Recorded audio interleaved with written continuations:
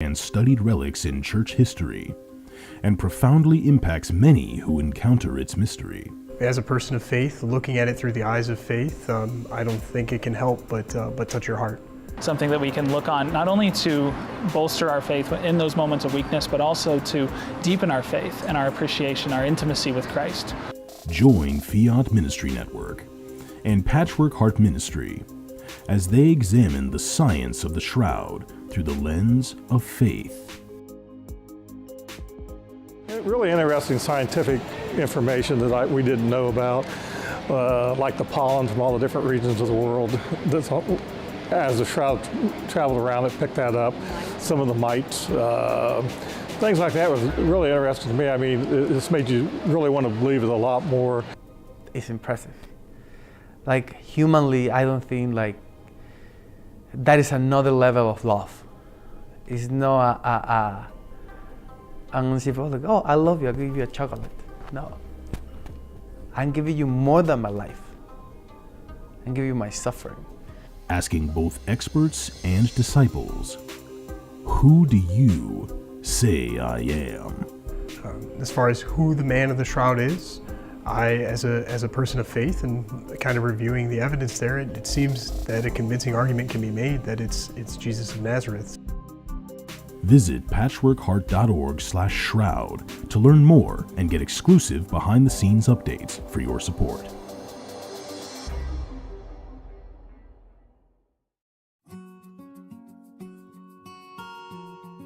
The St. Raymond Nonatus Foundation, in partnership with Patchwork Heart Ministry and Fiat Ministry Network, presents a podcast for families in crisis. Hello and welcome to a podcast from the St. Raymond Nonatus Foundation for Freedom, Family, and Faith. This is Ann DeSantis, Executive Director, accompanied by Mickey Kelly, our President. Mickey, welcome back to our podcast. Thanks so much for joining us. And it's great to be back for I like to call it the series finale. That's right. That's exactly what it is, because believe it or not, we are at that very last Beatitude. This is our Beatitude series for our Families in Crisis series as well. And we're at that last Beatitude, which is, blessed are you when men revile you and persecute you and utter all kinds of evil against you falsely on my account. Rejoice and be glad, for your reward is great in heaven. So let's unpack that. I mean, I think we've done a great job, Mickey, with God's help on all of these Beatitudes, but this one is really the capstone of them all, isn't it? I agree. It is, because I feel like, well, it kind of piggybacks a little bit with our previous episode, which is about the blessed are you who are persecuted for the sake of righteousness. Because let's face it, this kind of goes like a step further, even though I kind of think of them as, I kind of think of the last two Beatitudes. Well, I think the one we're covering now, I think it's kind of overlooked. It's not seen as a Beatitude, but I kind of think of the eighth Beatitude and this one as Siamese twins, so to speak.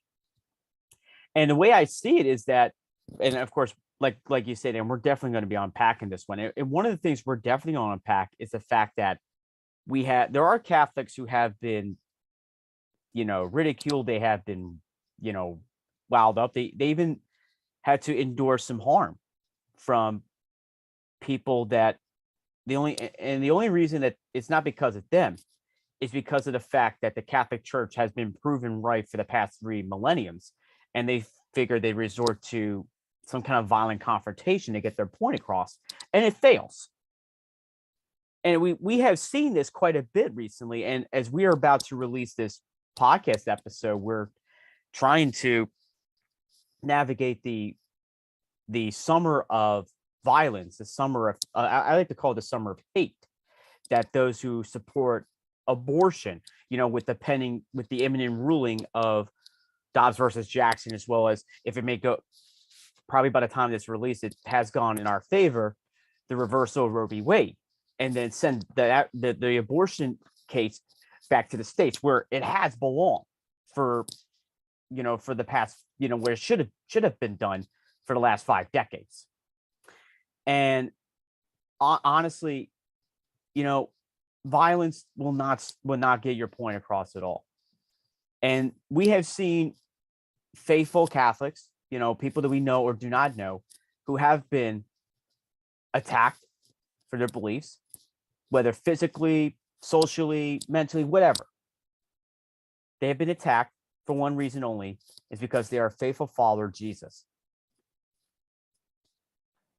Yeah, thank you for bringing that up about what's going on in our culture right now, because we as a foundation, where our focus is families in crisis and individuals in crisis, it affects us. It affects people who like you who are listening.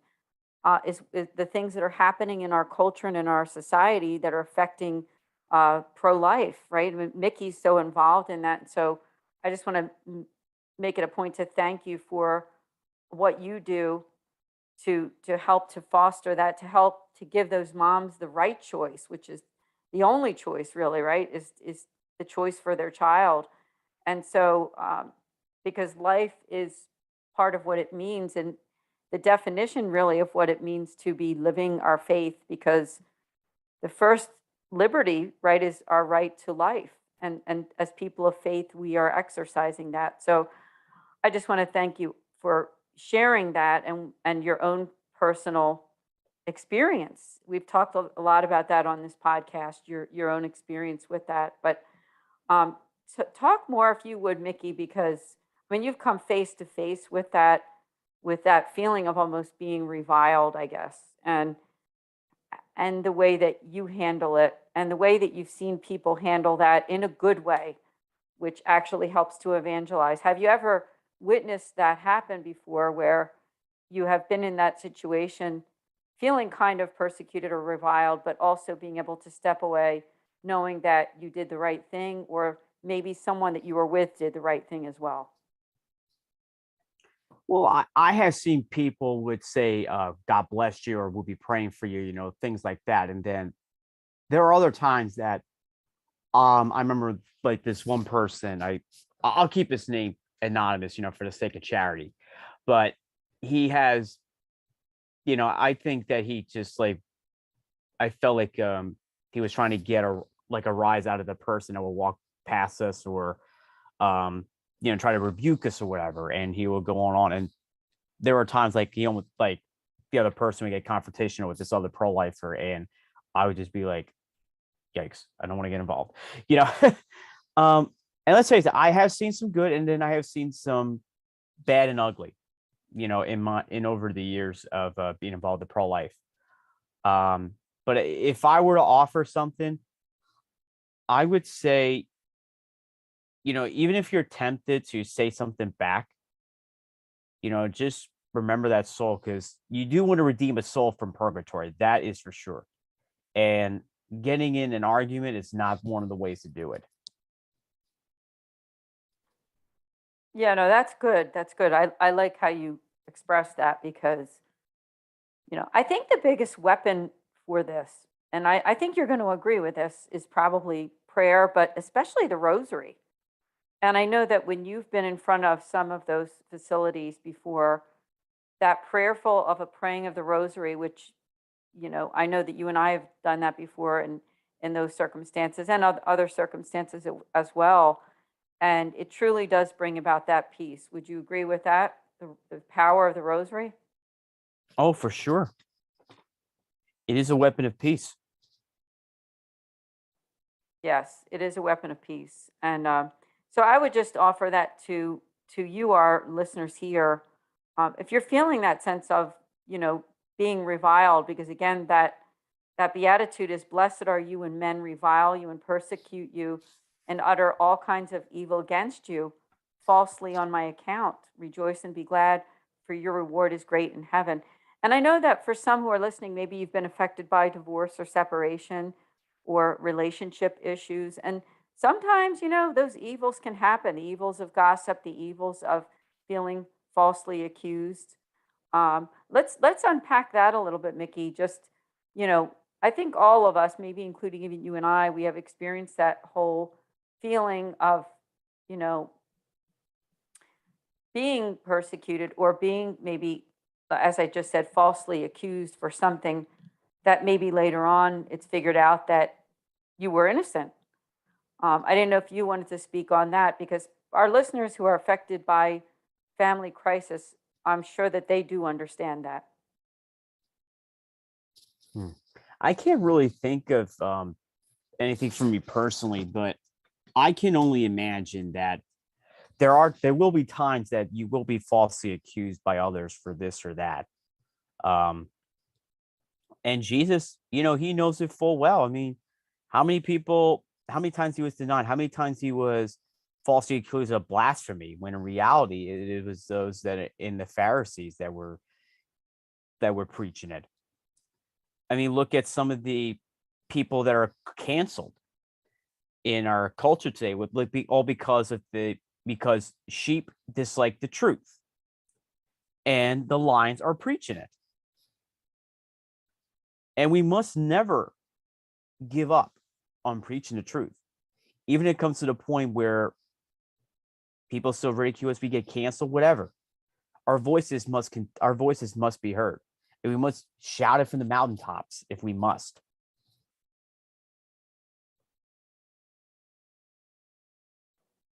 Yes, absolutely, because part of being Catholic, of course, a big part of it is living out a mission. And when you're following Christ, just as he was, say, I'll use that word again, falsely accused, we can be sure that we might experience those kinds of things. And, that feeling of not really fitting in, that feeling of, not being understood. And we know that Christ was not always understood by his followers. So the things that happened to him could also be the things that happen to us. We might not necessarily, obviously, come to a point of dying and being killed by someone, right? For the most part, but we die to ourselves every day, and that's part of, I think it is part of being persecuted, that we must not be tempted. We must not be tempted by the lures of the world, and even in defending ourselves sometimes, right? And know that the truth is what wins out. So it's also, when we examine those other Beatitudes, some of them were, blessed are the poor in spirit, blessed are those who mourn, blessed are the meek, blessed are those who hunger and thirst for righteousness, blessed are the merciful, blessed are the pure of heart, and blessed are the peacemakers. The persecuted, which we did unpack a little bit on the last podcast, and we're just kind of continuing the discussion on this one, because that is that final beatitude, right? When you're reviled, which reviled is like almost like a true hate that someone has for you or for what you believe in. And so I just want to offer to our listeners just the idea of being courageous in your faith, having courage that as you follow these, as you follow this pattern of trying to love God with all your heart and all your soul, all your might, and also loving others as you love yourself, then you will find that courage. I didn't know if Mickey wanted to talk a little bit about that, because don't you think, I think so, but wouldn't you agree that courage is something that helps us, Catholic Christian courage helps us, that when we are feeling persecuted or reviled, that we can continue on this journey? Well, and the thing is, and you and I have seen some of this firsthand ourselves, whether it's like on a personal level. And I remember one time you and I were outside of Planned Parenthood once, and something happened that kind of shook you to the core, so to speak. And I'm sure maybe you want to expand on that in a moment. But let's face it, whether it's street evangelization, praying outside of an abortion facility, whatever the case is that involves, putting the faith in the public square, and we do need more of that, of course, especially in light of some of the battles, the spiritual battles that we as people of faith have endured, for the past century. We have to keep in mind that the Bible, like, there's like a daily reminder to do not be afraid. And that's also been one of the battle cries of St. John Paul II. We must not be afraid to share our faith. We must not be afraid to pray in the public. And it's in the clergy, you must not be afraid to step out of your rectory and into the trenches to provide that spiritual boost for your faithful who are out there. I mean, granted, I know priests have, I understand priests have a lot of things to do, but I can assure you it wouldn't kill them to spare an hour at all. But to get to the bottom line is, every follower of Jesus needs this steadfast courage. John Wayne had a quote that he said, courage is you're scared, but you do something anyway. Now, granted, being outside an abortion facility may be a little daunting, maybe a little scary at first, but I can assure you, stepping out is better. Stepping out of your comfort zone is better than just staying in your own bubble.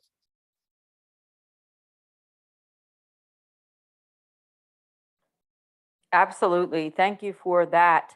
And I'll just start out with, you had mentioned to me when I have experienced some kind of fear with you when we were praying outside of the facility, is that yes, I mean, there was a time that someone was walking out and had an aggressive action. I don't know whether they were doing it specifically toward me, but just toward a sign that was standing there, and just pushed it down in front of me.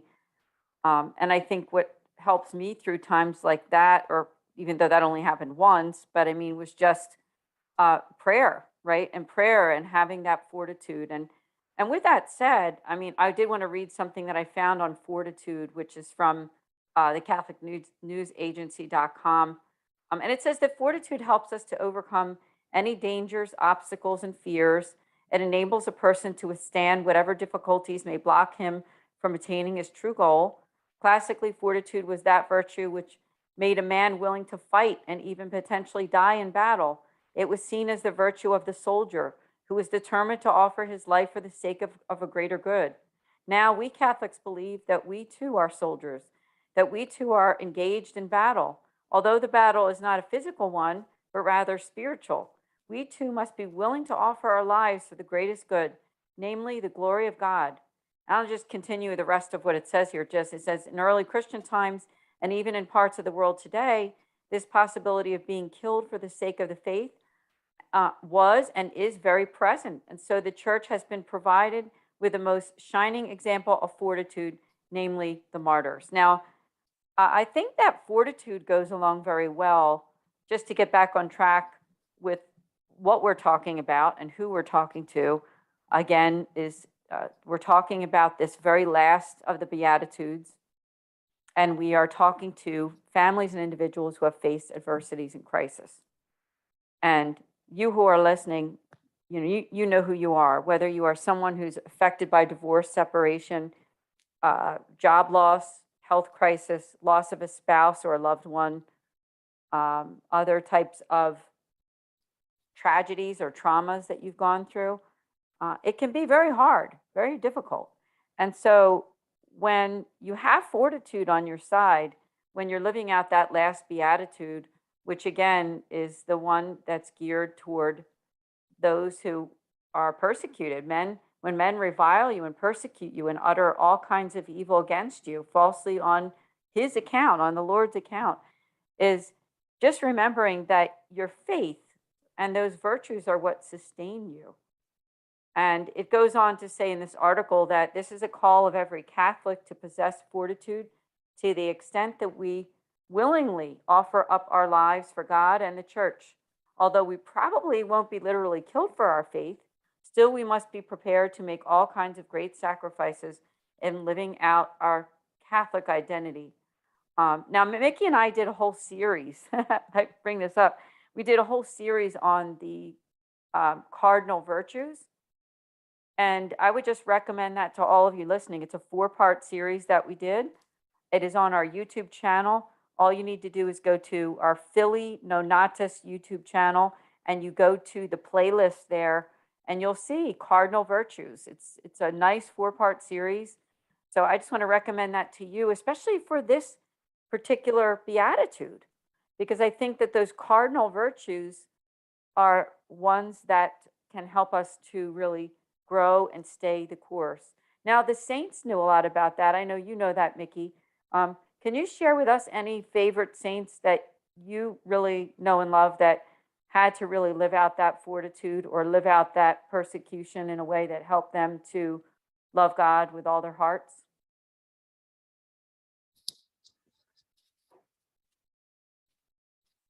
Well, my parish is St. Francis Xavier.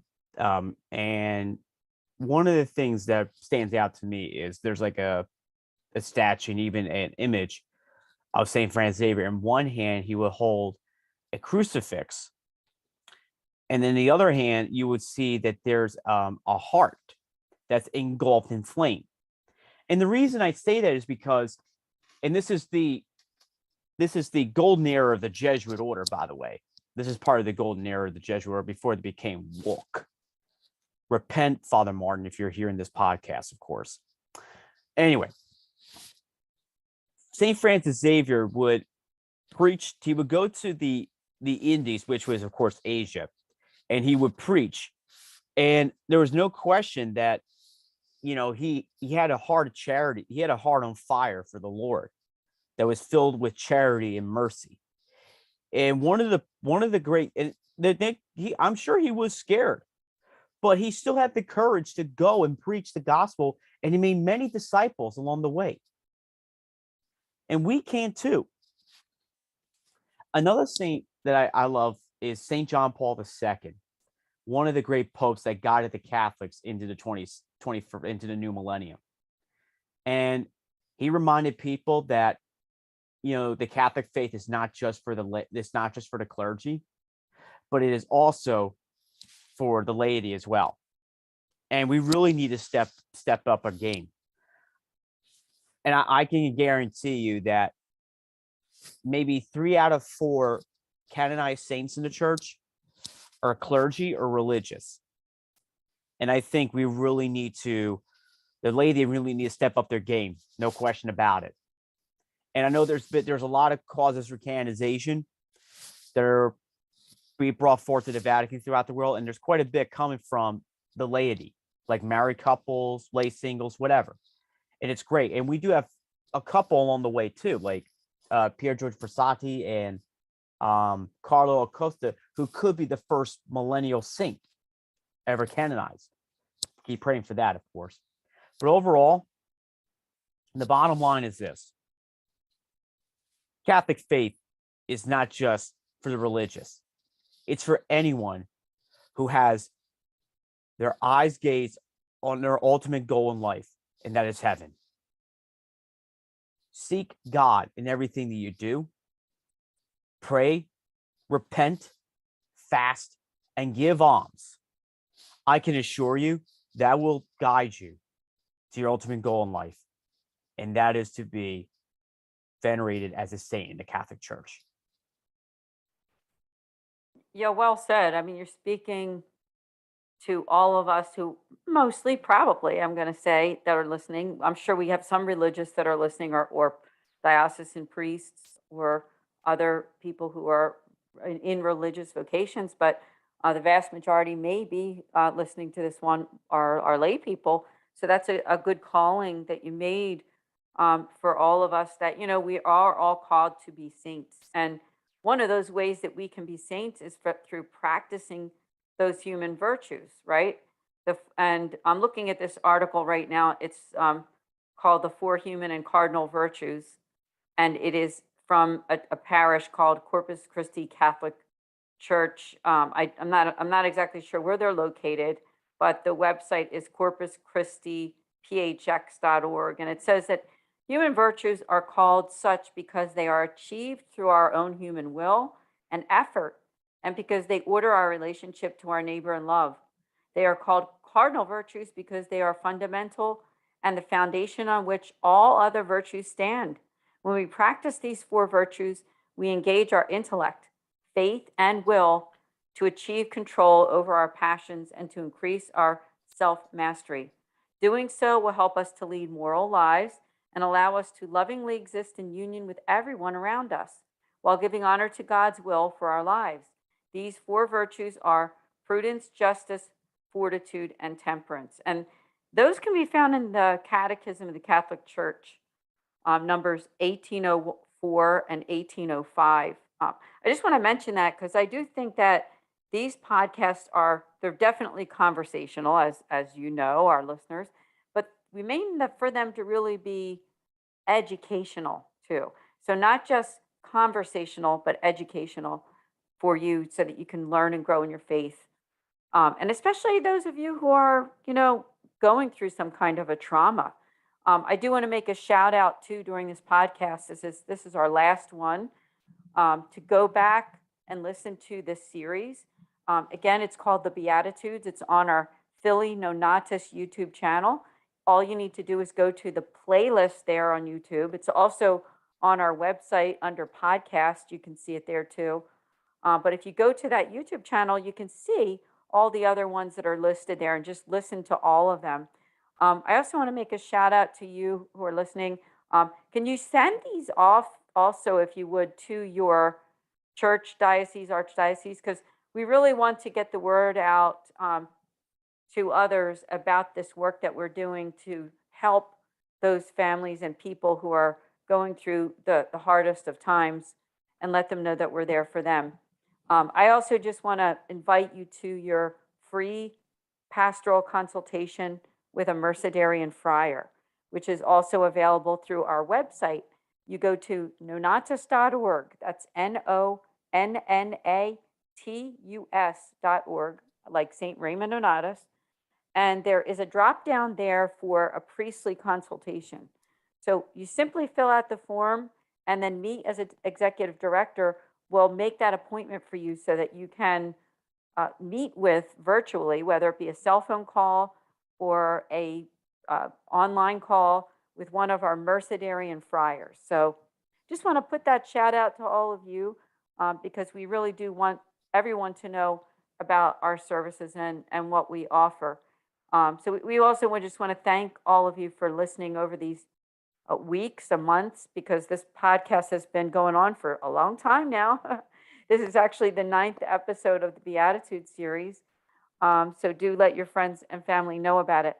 I read that one again. I know I keep reading it, but I think it's good for us to meditate. And I wanted to ask Mickey if he had any kind of final thoughts on this one, which again is, blessed are you when men revile you and persecute you and utter all kinds of evil against you falsely on my account.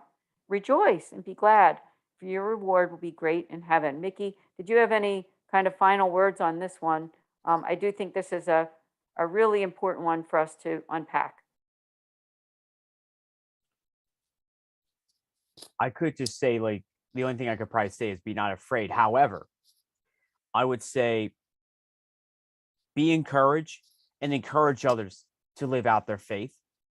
Most importantly, be an example, a shining example for those who are seeking to return to the faith or looking for the right answers.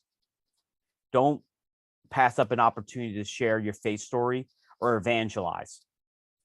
Don't be afraid to pass up on an opportunity to put your faith in action, whether through service, prayer, or helping others. Do not be afraid to be who you're called to be. Because as St. Catherine of Siena reminds us, if you are what you're meant to be, you can set the world on fire. Today, take that effort to set the world on fire with your gifts and talents that you are perfecting before God. And while you're at it, never cease to give voice to those who are oppressed.